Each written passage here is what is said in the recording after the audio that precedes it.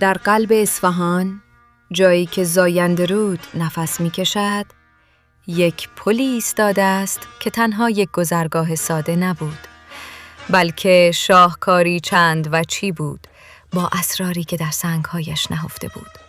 این پل 3 نقش شگفت‌انگیز را یک جا اجرا می‌کرد: گذرگاهی برای کاروان‌ها، سدی برای رام کردن آب و قصری برای اشراف صفوی.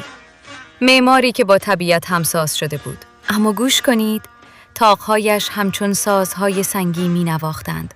نوازندگان محلی در گنبد صوتیان نغمه سر می‌دادند و ترانه‌های کهن با همراهی همیشگی زمزمه آب تا ابد جاودانه می‌شدند.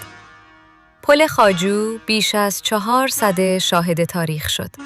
در روزهای پرآبی صحنه شادی و پایکوبی و در فصل خشکسالی پندی تلخ از احترام به مایه حیات. این بنا نه از سنگ که از خرد و زیبایی برآمده بود.